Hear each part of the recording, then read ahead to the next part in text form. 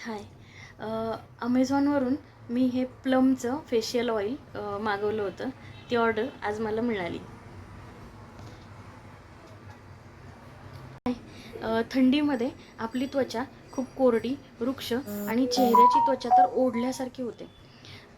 तर यासाठी काय करायचं, तर मार्केटमध्ये अनेक प्रकारची फेशियल ऑइल्स आपल्याला मिळतात. फेशियल ऑइल म्हणजे मराठीत सांगायचं तर चेहऱ्याला लावण्यासाठी तेल आपल्याला मिळतं. त्याच्यामध्ये वेगवेगळे प्रकार असतात, पण मी माझ्यासाठी प्लमचं सी बकथॉर्न आणि ग्रेप सीड असलेलं ऑइल मी माझ्या स्किनसाठी मागवलेलं आहे. तर काय असतं हे सी बकथॉर्न? सी बकथॉर्न हे एका झुडपातून मिळवलेल्या बेरीज असतात. बेरीज म्हणजे जशी बोरं असतात त्याप्रमाणे छोटं पिवळ्या कलरचं फळ असतं, त्यापासून हे ऑइल बनवलं जातं. आणि दुसरं ग्रेप सीड म्हणजे द्राक्षाच्या बिया. तर सी बकथॉर्न काय करतं, सी बकथॉर्नमध्ये व्हिटॅमिन सी असतं. ते पण नॉर्मल आवळ्यापेक्षा किंवा संत्र्यापेक्षा 12% जास्त व्हिटॅमिन सी आपल्याला सी बकथॉर्नमध्ये मिळतं. त्यानंतर याच्यामध्ये व्हिटॅमिन ई सुद्धा असतं. व्हिटॅमिन ई सुद्धा आपल्या स्किनसाठी, केसांसाठी चांगलं असतं, हे आपल्याला माहिती आहे. तर हे दोन्ही आपल्याला कॉम्बिनेशनमध्ये यातून मिळतं. ते अँटी एजिंगचं काम करतं. अँटी एजिंग म्हणजे आपल्या जे वयाचे परिणाम आपल्या स्किनवरती होत असतात ते कमी करण्याचं किंवा स्लो करण्याचं काम व्हिटॅमिन सी, व्हिटॅमिन ई करतात. तर दुसरं अजून चेहऱ्यावरचे पोर्स म्हणजे चेहऱ्यावरची जी छिद्र असतात ती कमी करण्याचं काम हे सी बकथॉर्न करतं. त्याबरोबर ग्लो व्हिटॅमिन सी हे चेहऱ्याला ग्लो देण्यासाठी, म्हणजे चेहरा आपल्या स्किनचा टोन चांगला करण्यासाठी, ब्राईटर करण्यासाठी मदत करतं. तर त्यासाठी पण आपल्याला फायदा होऊ शकतो. आणि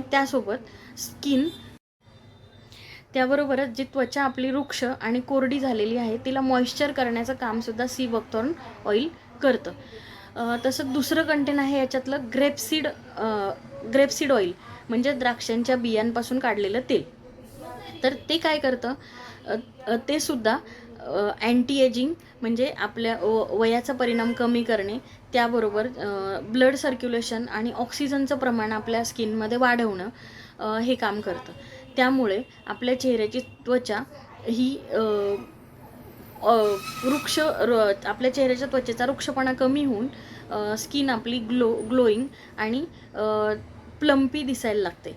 तर तर हे ऑइल वापरायचं कसं असतं, खूप भरमसाठ आपण ते चेहऱ्याला लावायचं नसतं. तर थोडेसे त्याचे ड्रॉप्स हातावरती घेऊन किंवा डायरेक्ट ड्रॉपरनी आपण चेहऱ्यावरती लावू शकतो. चेहरा स्वच्छ धुवायचा. चेहरा धुण्यासाठी साबणाचा वापर न करता फेस वॉश किंवा क्लिन्झरचा वापर आपण करू शकतो, ज्याच्यामुळे आपल्या चेहऱ्याचं मॉइश्चर आपण थंडीमध्ये टिकून ठेवू शकतो. आणि त्यानंतर चेहरा कोरडा करून आपण हे ऑइल चेहऱ्यावरती सगळीकडे लावू शकतो. ही बघा किती सुंदर बॉटल आहे आणि यामध्ये हे ऑइल आहे. यातलं ऑइल अगदी थोड्याशा प्रमाणामध्ये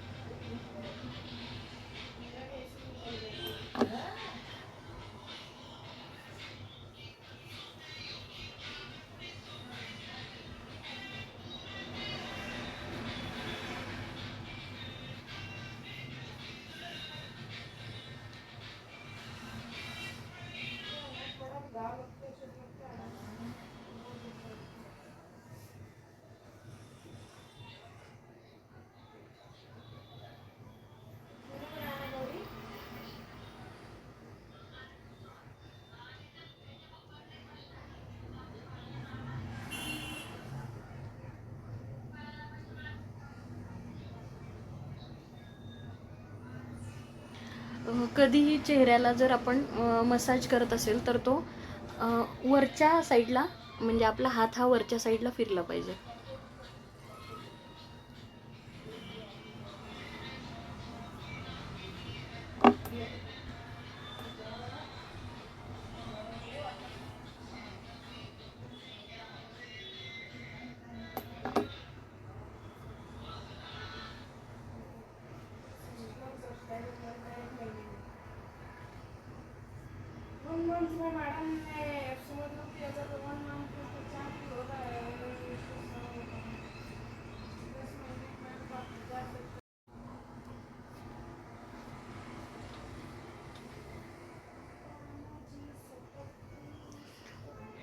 चेहऱ्यावरती लावताना आपला हात पण स्वच्छ असला पाहिजे, याची काळजी घ्यायची.